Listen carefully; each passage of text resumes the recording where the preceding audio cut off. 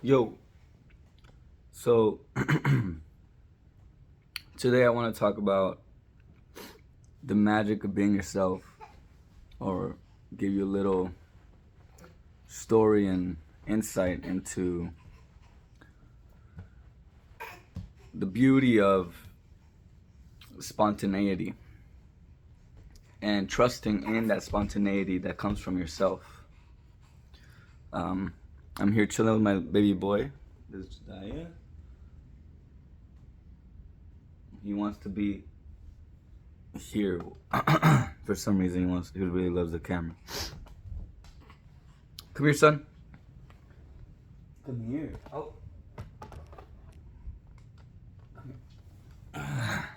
All right. So here we are. We're here with Jediah. So what am I talking about? I'm talking about yesterday. I was in a really good mood at work. It was a week since I worked there. And there was this moment where there was this girl who works there, and I've never really talked to her. I've been working there for 7 months, and we've never had a conversation. And I don't even know her name, which is sad because like I know everybody else's name already, but she hardly works in my area, so like I never thought to really get to know her. But there was a moment where she's a bartender, so a guest asked me if a question about a drink and whether we had it or not. And I talked to her, and she's like, she was helping me out with that, and that was like I think the first interaction we were actually like engaging in conversation. And she left. She was more attentive towards me because I noticed after that she was like, "Did you have any other questions about drinks?" And I was like, "Oh no." I said, "Okay."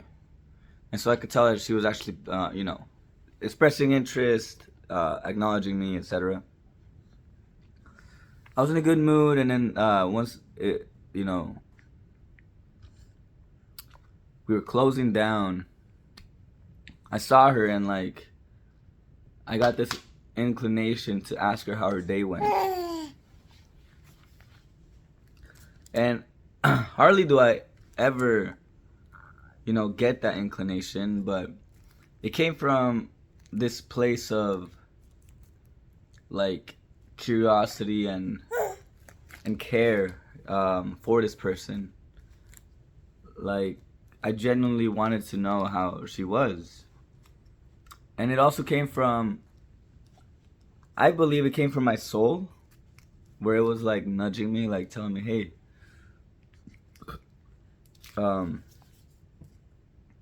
like she would like that if you asked that. And so I did, how'd your day go? And she was like, oh, it wasn't that bad. Blah blah, she answered, and then she asked me, how was yours? I was like, it was good, it was pretty chill. And it wasn't the words that were expressed, but it was the gesture of wanting to know how she was doing. I think that gesture like goes so far, and people don't really get that, because I know for example me, I was always a very shy dude. Or at least a very quiet dude. Even at work, when I started working, I hardly I'm gonna let this boy, I'm gonna sit him down.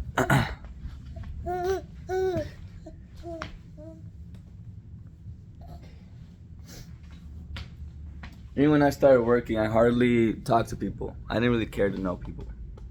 But as time passes, I think I noticed this about I guess the soul or the self, which is like there are impulses that come from you from a place of calm that I think a lot of people ignore that. We often ignore those impulses of like spontaneous questions. Like we could see a stranger and we just have this desire to talk to them, but we immediately stop ourselves. And That's your intuition right there. Where it comes not from a place of any of the lower three chakras. It comes from the heart chakra. How do you know that this is important, and how do you know that, well, how do you know that it's the right thing to do, right? How do you know that that is your intuition? Well, you'll know, like, through meditating for a while. I could tell the difference in energies of the impulse itself. Like, if it was lust or something, like, it's obvious. It's like sexual. But if it's love, that desire to connect to a human being through love, that's that's your. I believe that that's your soul, because that's the seat of the soul. The heart is the seat of the soul, and and and so when we live from the soul, when we allow ourselves to be moved by the soul, when we allow ourselves to be moved by love, it leads to these beautiful moments where we can discover something new, and we can discover a new person, a new version of ourselves also. Like, this moment to me with this girl was very meaningful to me, because I looked at it and I was like, how many times have I ignored this person? How many times have I just chosen to not talk to them? And then also, like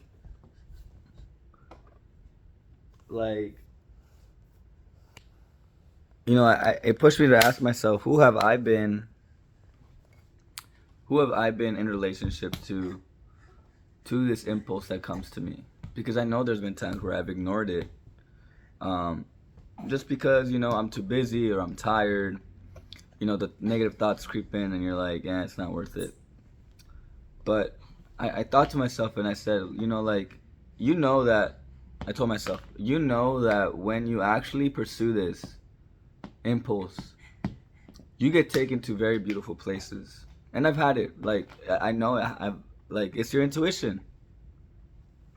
Like, I remember, like, in dance and social dancing, like, it's very important that when I'm going out to dance, that I follow this impulse, because that leads to the best night of dance out there. But like, I see a person and I want to dance with that person, but I stop myself because she's too far away, or she's really pretty and I don't want her to think that I like her. And like, these interesting questions, like, these interesting, like, blocks and barriers. Those are all thoughts that block the heart. And so it's my job. Like, when you're listening to that impulse, when you're listening to that intuition, what exactly is it? And I want to describe it. It comes from a place of peace. It's just this thing where you're, like, told, like, just do it. Like, do this thing. Like, go talk to that person, or go to this spot. It's very quiet. It's very subtle. It's very calm. That's how you know that that's your intuition. And if you can do that, you'll see that it's very. If you can understand that, you'll see that it's very different than regular thoughts, like chaotic thoughts or negative thoughts. There's a different frequency to it, because it comes from the heart versus any of the lower chakras. So that's how you identify it. And then my message here is to tell you to pursue it, because that's where all the beauty in this world comes from. All of the beautiful moments, the connection, the love, the synchronicity lies within the heart, lies within pursuing your intuition. And so I understand that at the highest level, if I'm truly pursuing my intuition, then I am not doing the thing. My ego is not doing the thing. I'm not living for my ego. I'm living for my higher self, because